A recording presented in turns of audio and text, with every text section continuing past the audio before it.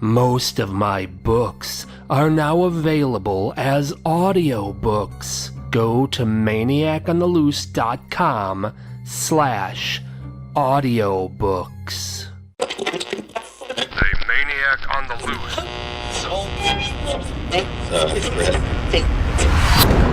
Welcome to the Maniac on the Loose Scary Stories podcast. Sit back and relax. Keep your arms and legs inside the vehicle at all times and enjoy the ride.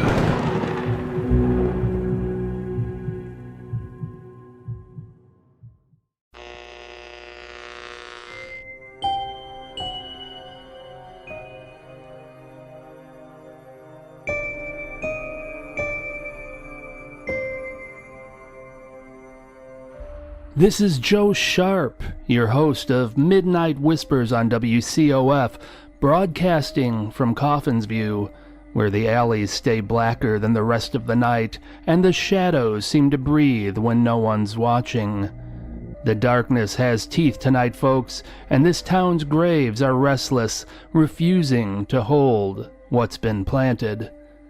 Word's creeping through the chill again, and it's carrying trouble you don't want knocking. How did yours truly get tangled up in the recent alley killings? You're about to find out. Evidently, our local tailor can make a tuxedo out of anything, and I do mean anything. Mr. Pritchard over at the pharmacy dreads leaving work, for something horrifying awaits him at home. I wouldn't recommend buying that '52 Cadillac Fleetwood over at Moonlight Motors. Keep an eye out. There's a stranger in town giving everyone who spots him the heebie-jeebies. And remember, folks, love triangles and Coffin's View just don't mix. I'm right here with you, Coffin's View, as the night deepens and the shadows start answering back. This is Joe Sharp on WCOF, Facing the Dark.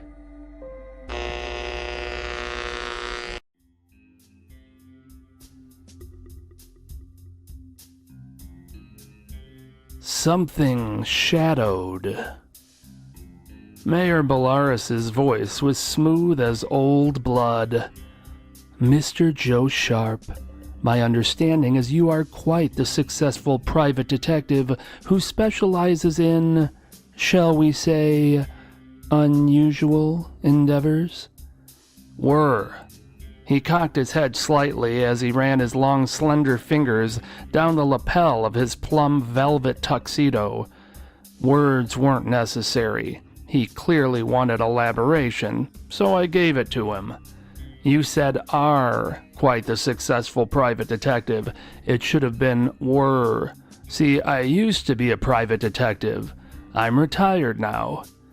The mayor's irritation with my statement came across as a hint of red flashing across his eyes. Nonetheless, he continued, as if I hadn't said a word. I have a case for you. That cold stare of the unusually pale mayor carried weight, the kind that says decline at your own peril. I shifted gears to the one that usually sends clients scurrying. I'm not cheap.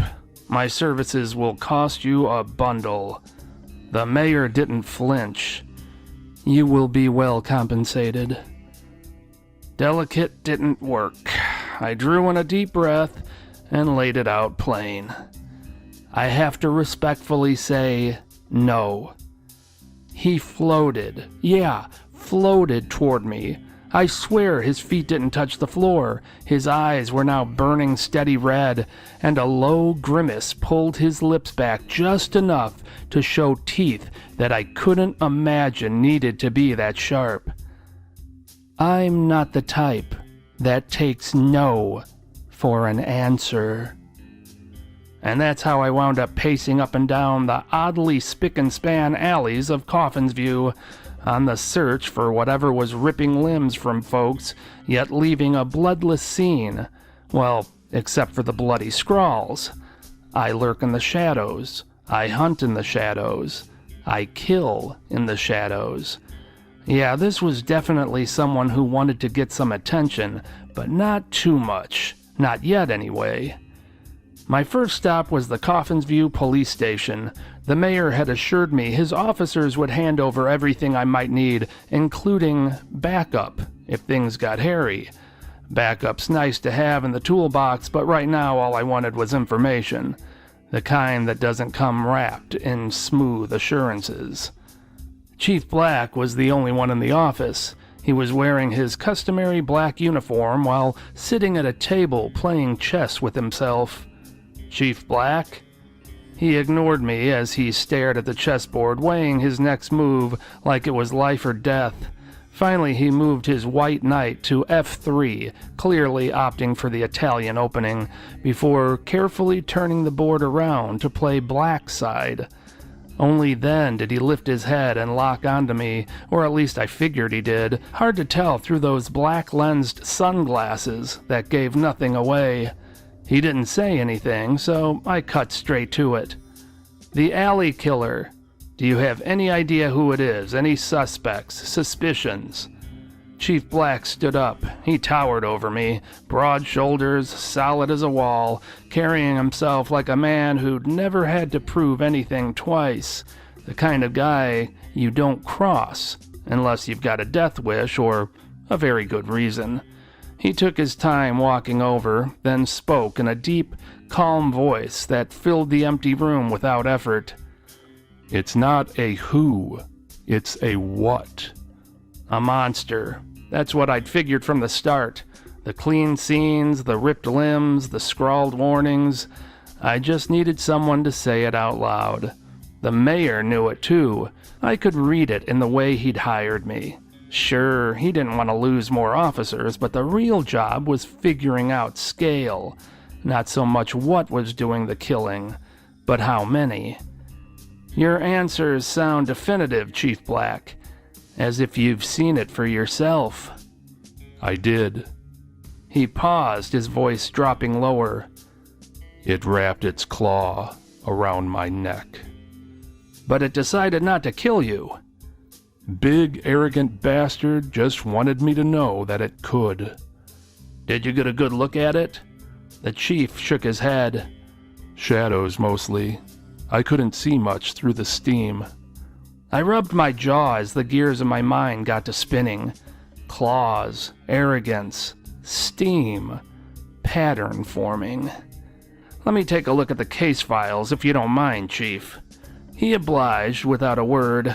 I spread them out on the table, scanned for common threads, locations, times, wounds, then zeroed in on what nagged me most. These alleys that all the bodies have been found in, would you consider these to be alleys that tend to have the most steam on any given night? He nodded. Absolutely. Is there anyone else who's seen the killer and lived to tell about it? Not well, but Cheryl, the owner of the Coffins View Crust and Company Bakery, has seen some things worth checking into. The bakery smelled like heaven. Warm dough, cinnamon, and sugar that hit you like a promise. I had to stop and wolf down a spike apple cinnamon twist before I could even think straight. Turns out Cheryl knew a hell of a lot more than Chief Black let on. She started trembling as soon as she began talking about what she'd seen in the steamy alley out back. I called Chief Black the time I felt it was waiting for me out in the shadows past the steam, just waiting for me to step outside. And you probably know that I was the one that found Deputy Spears' body. I didn't see anything that night, just heard the gunshots and the scuffle, but there was one other time I saw it. I never told anyone. Tell me about it. There was a knock on my back door. That's unusual when I'm not expecting a delivery. I opened the door, and it was just a garlic pirate. Garlic pirate? Garlic is illegal in Coffins View. Because of that, there are people who think we all want some and will show up from time to time trying to sell it. But the garlic pirate wasn't the only thing I saw in the alley that night. What else did you see? Her trembling picked up and her voice quivered, but she braved on, recollecting that night. It was up on the edge of the roof, perched there like some kind of a giant cat with limbs that were way too long. It was watching us and appeared ready to pounce, but then something strange happened. It started sniffing, loud, wet sniffs, and then darted away. Something seemed to frighten it off, but I'm not sure what.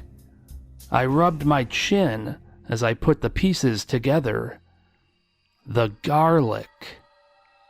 Not long after leaving Coffin's View Crust and Company, I found myself walking dead center down the steamiest back alley in town.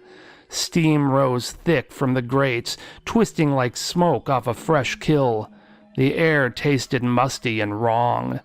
Every step echoed softer than it should, swallowed by the fog. Shadows clung to the brick like they were waiting their turn. I was done chasing scraps of stories. It was time to meet this monster face to face. You lurk, you hunt, you kill. Come on, prove it. Come out of the shadows and face me, unless of course you're a coward. My words bounced off the alley walls and hung in the steam like bait. A low, thunderous growl rolled through the alley, angry, guttural, the kind that rattles your teeth before your brain catches up. Then came the boom, something massive crashing down from high above, metal twisting and bricks cracking under the impact. Close, too close. Seconds later, the steam tore open like a curtain ripped aside. There it stood, taller than any man had the right to be, his frame stretched thin as a shadow, bones and muscle wrapped in pale, almost translucent skin that gleamed wet under the alley lanterns. His face was all wrong angles, cheekbones sharp enough to cut glass, that beak of a nose hooked and predatory, eyes sunken black pools that drank the light instead of reflecting it. The greasy hair clung to his skull in lank ropes, framing a mouth too wide. Lips peeled back over teeth, filed to needle points, yellowed but wickedly sharp. He smelled of old cellar dampness and turned earth. When he smiled wider, the expression wasn't joy. It was recognition, like he'd been waiting for someone exactly like me to step into his parlor. The voice was a monstrously deep hiss. Who is the brave soul fool enough to challenge me? The name's Joe Sharp. And you? You can call me Simon. Tell me, Joe Sharp, how does it feel to know you're about to die? I shrugged as I allowed a slow, sly smirk to crawl across my face. I wouldn't know. Simon's brow furrowed, puzzlement cracking that smug certainty. His needle-toothed grin faltered just a fraction. The alley went dead quiet except for the hiss of steam and the faint drip of condensation somewhere behind us. One long hanging second stretched between us, the kind where you can hear your own pulse in your ears. Then I finally barked out. Now! Suddenly, Chief Black stepped out of the shadows first, black uniform blending with the dark until he wasn't there. Then he was. With a sharp wave of his arm, deputies poured into the alley from both ends, boots pounding the cobbles like sudden thunder. Each one cradled a spud gun, barrels loaded with fat garlic bulbs, cloves already crushed and leaking that sharp, forbidden stink into the steam. Fire at will! Suddenly the alley erupted, garlic bulbs streaking white through the steam like tracer rounds. Dozens found their mark, slamming into Simon's hide. Each one that struck sizzled, smoked, ate into pale flesh like acid on paper. The stink of burning garlic and scorched meat filled the narrow space. The creature's roar shook my bones, defiant, furious, promising payback. Then it vaulted, claws scraping brick until it reached the rooftops, and galloped off, silhouette stretching long against the night sky, before vanishing into darkness. There was little doubt Simon would be back, madder than ever. But I had uncovered enough information to satisfy the mayor. There was only one, and it was without question a vampire.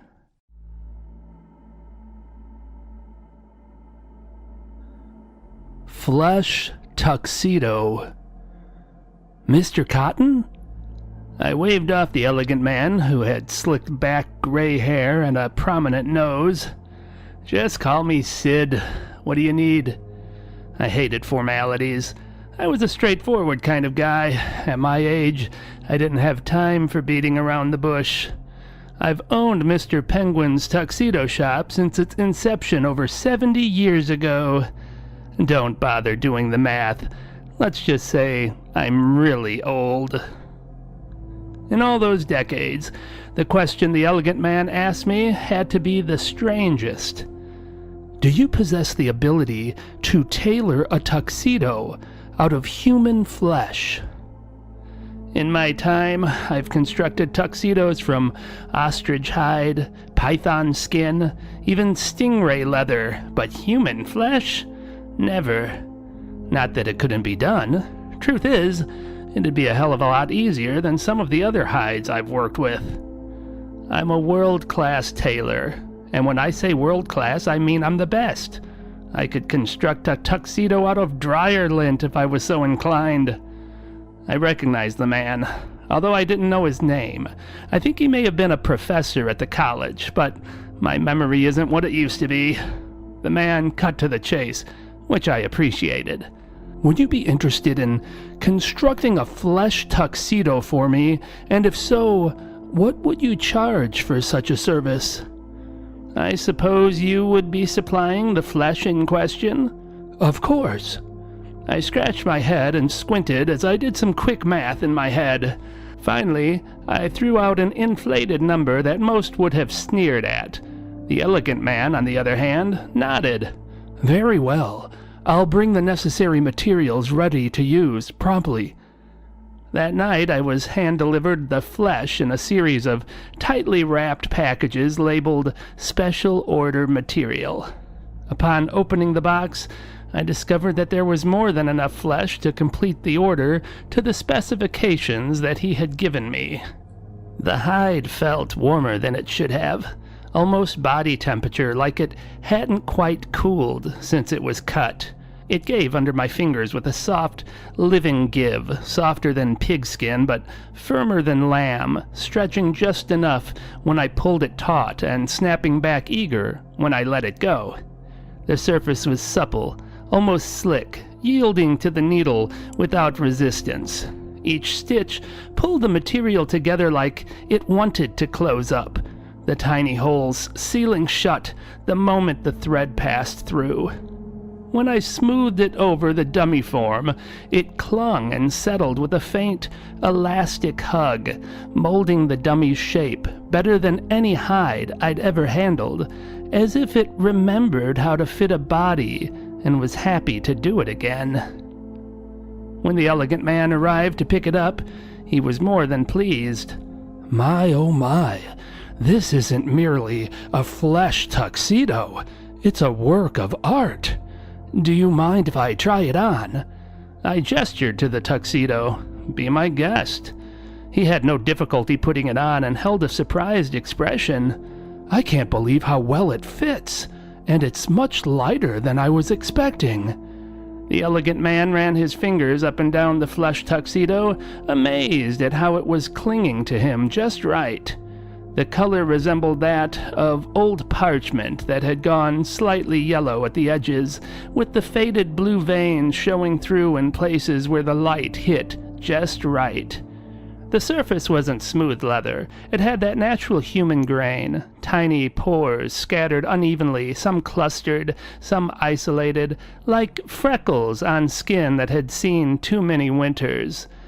It caught the lamplight oddly, almost matte, with a very subtle, waxy sheen that made it look damp, like it might still be sweating. The seams were invisible unless you stared. The panels joined so tight they seemed fused rather than stitched. When the elegant man turned sideways, the fabric shifted with him, stretching thin over the shoulders and ribs without a single wrinkle, clinging close enough that you could almost trace the outline of collarbones and hip bones underneath. A dark male nipple spot on the left breast stood out clearest, a small, raised, brownish circle, perfectly round, darker than the rest, like it had been preserved exactly where it grew. The whole thing looked expensive, refined, and quietly alive. He smoothed the lapels, and it moved with his hand like it approved. "I'm going to wear it out." I followed the elegant man out of the store and watched him as he paraded across Vine Street like a proud peacock on full display. I leaned against the wall as I lit up a smoke. Deputy Coop happened to be strolling down the sidewalk right then and took notice of the elegant man. "Boy, look at that guy, strutting across the street like he's John Travolta. That's a unique tux he's wearing. Did you make that, Sid?" "Sure did." Before Coop could inquire as to what type of tuxedo it was and what it was made out of, I quickly changed the subject to the spiced pulled pork sandwich he was chowing on. The aroma was truly mouth-watering. "Smells mighty good. Is that from Boneyard Barbecue?" Coop wiped his mouth off before confirming. "Damn right. I'm not sure what Moose has been putting in the barbecue lately, but it's amazing." I could see Coop's head starting to turn back toward the elegant man again, so I shifted the conversation once more. "Sure is a nice night, isn't it?"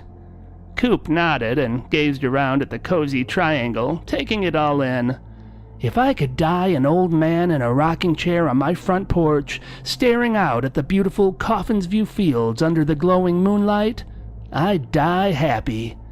He took a moment before expelling a breath. "Well, good to see you, Sid. Take it slow." I gave Coop a nod as he walked deeper into the town triangle before finishing off my smoke and heading back inside. It was approximately 1 week later. I had pushed the flesh tuxedo to the back of my mind as I worked on more normal projects. That is, until I heard the jingle of the door opening, followed by the elegant man's voice. "The flesh tuxedo was a hit. Several other members of my gentlemen's club would like one of their own. If we supply the materials, can you make more?" I shrugged. "Supply the materials and the cash, and I can make you anything you want." The next day I was provided with measurements and enough flesh to make half a dozen more flesh tuxedos. After having fresh experience creating one, the next 6 were a breeze. Enclosed with the materials was a check for my services and an address to deliver them when complete. The address was a bit odd. New Hope Necropolis, Main Drive, Lot 103, Road G, Huntington, Mausoleum. Lay the finished flesh tuxedos outside the door. The cemetery was a maze of narrow roads, each one squeezed between rows of gigantic headstones. Driving down the main drive, I felt like the walls were closing in, as if the stones themselves were leaning over to watch me. I pulled up to Lot 103, killed the engine, and walked the rest of the way. Row G was overgrown with thick grass that tangled around my ankles. It was neglected like nobody cared anymore. The mausoleums appeared like colossal stone boxes with columns and carved doors, most of them looking like they hadn't been opened in decades. At last I reached the Huntington Mausoleum, the most extravagant of them all. It rose like a miniature castle, gargoyles perched atop its eaves, layering down to guard the long flagstone walkway that twisted toward a pair of enormous concrete double doors. "I guess this is it." I hated the thought of just setting these works of art out in the open, exposed to the elements in the middle of a cemetery, but those were the instructions, so I was prepared to do exactly that, until I noticed the thin sliver of light leaking between the double doors. They weren't fully closed. I'd feel better handing these to a living person, so I pulled the heavy door open and stepped inside. The mausoleum was bigger inside than it looked. High ceiling, marble walls lined with stacked compartments and brass plaques. Dust hung in the air, and the place smelled like cold stone and old incense. Weak light came through a narrow, stained glass window at the back. Everything was quiet and neat, like it hadn't seen a new body in years. Against the left wall, behind a tall marble angel with broken wings, was an old wooden door, thick oak with iron bands, left cracked open. Warm orange light spilled out from the gap, flickering like fire. I peered inside and could see stone steps winding deep into the ground. The steps dropped out of sight after a dozen or so, but I could see reflections of flames bouncing on the walls below. It was subtle, but I could hear low voices drifting up. They were calm, like men talking at a meeting. "Hello down there?" No one replied, and the voices continued. Obviously, they hadn't heard me, so I followed the steps all the way down. I found myself standing in the largest library I'd ever seen, or could have imagined. It stretched away into shadowed infinity, row upon row of towering shelves vanishing into the gloom, their upper reaches lost somewhere above the reach of ordinary light. Brass rolling ladders on gleaming tracks curved along the walls, ready to climb toward volumes that no casual visitor would ever touch.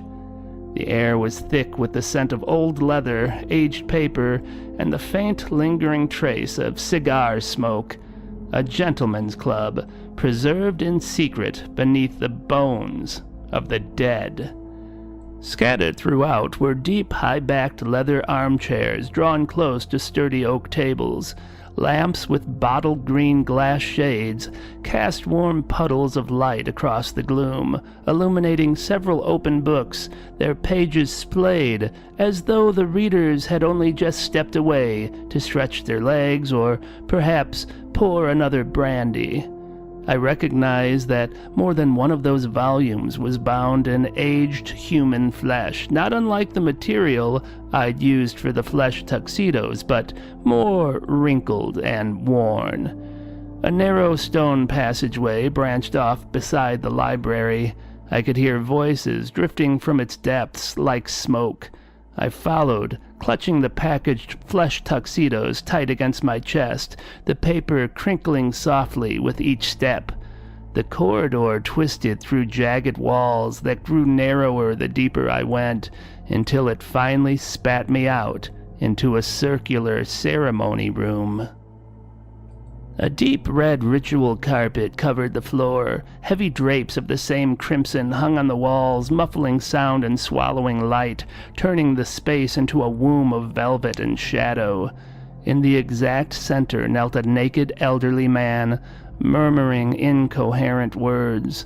Standing in front of him was a barrel-chested man with a sinister expression, holding a massive beheading axe in the air.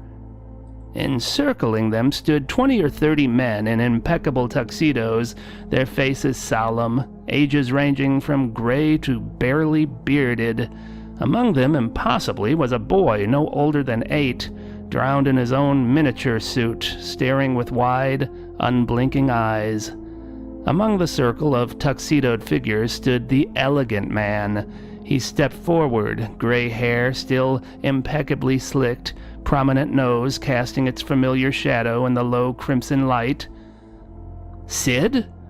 I cleared my throat, the sound small in the draped silence. I thought it best if I hand-deliver the flesh tuxedos. Obviously, I thought wrong. The sinister man with the axe kept the weapon raised and his eyes locked on me like a predator as he questioned the elegant man. Who the hell is this? The tailor, the one who made my tuxedo. The sinister one didn't mince words, something I usually appreciated, but not in this case. We have to kill him. The elegant man stepped to the axeman and gently pressed the blade down until it hung at his side, relaxed but ready. Then he moved away from the circle, closer to me, and gestured toward the kneeling elder whose mumbles had grown softer, more pitiful. You wouldn't know it to look at him now, but he was once among the most brilliant minds alive. Age has rotted his brain to mush. He's nothing but a babbling shell. He wouldn't want this existence. None of us would. We cherish our intellect above all. Without it, we are nothing. Not to mention, his hide will make an excellent tuxedo. Another way for our members to be remembered. What you're witnessing isn't sacrifice, Sid. It's mercy. The sinister man barked out before I could respond. It doesn't matter if he gets it. He saw too much. We can't risk it. I raised a single finger, the packages of flesh tuxedos still tucked under my arm. I'll admit I find what you're doing to be extreme, but at my age, I have no appetite for making enemies. You all strike me as a rather sophisticated lot, so I suggest we cut a deal. A gentleman's agreement. The elegant man looked back at his club members. None were objecting. Very well, Sid. What do you propose? For the remainder of my years, I'll serve as your exclusive flesh tuxedo tailor at a modest 50% markup.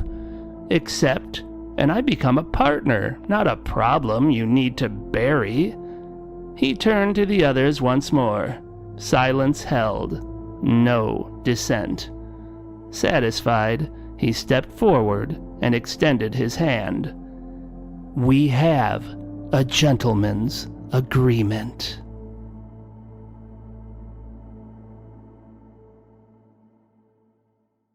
I know you like scary stories.